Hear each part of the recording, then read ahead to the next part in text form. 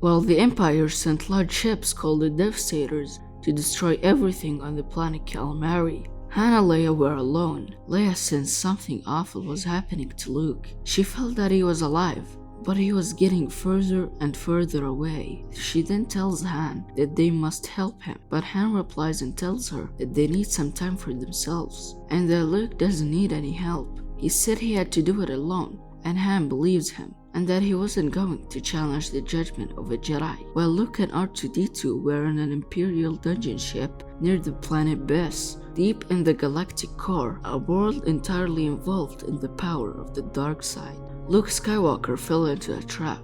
An energized cage was waiting to hold a Jedi. As Luke is carried through the streets of the strange and beautiful city, he feels the dark side of the Force growing in intensity. Luke thinks that this is where his opponent is. Whoever he is waiting. "Let's go, R2, said Luke. The guards aimed their blasters at Luke. Luke told them to not threaten him and that he is here because he chose to be here. Next, he used the Force to push them away. Then, he walks away. The other guards see him, but they don't shoot him as they believe that he is walking to his doom. Finally, he arrived to the throne room. Excellent, excellent, said Palpatine. Luke knew that it was Palpatine. He didn't know how he came back. He saw him die. Palpatine then looked at Luke and told him that Luke has grown strong in the Force since the last time they met, but so did he. It wasn't the first time Palpatine died, nor will it be the last. Such are mysteries of the dark side. He then tells Luke that flesh does not easily support this great power, and that his body kept decaying, and each time he needed to take another body, he would take it. Luke then realizes that Palpatine came back using clones. Next, Palpatine tells him that yes, the dying is painful and the transition is not an enjoyable experience, but that pain is a small price to pay for eternal life.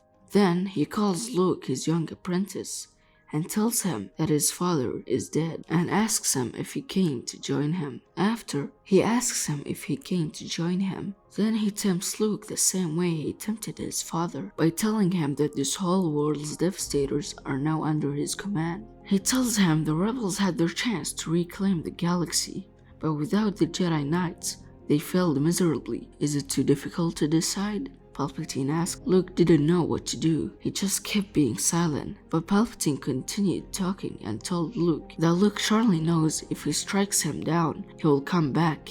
Maybe even as Luke.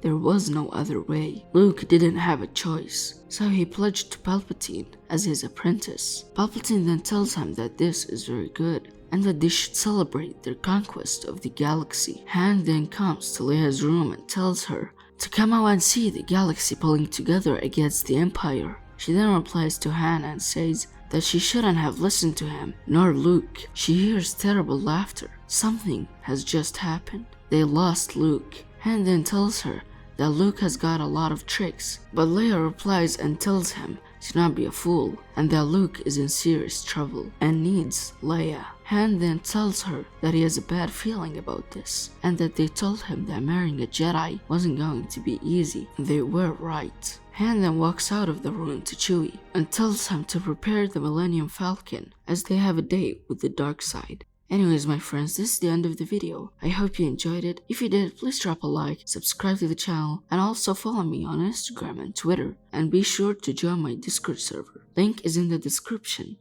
Thanks for watching.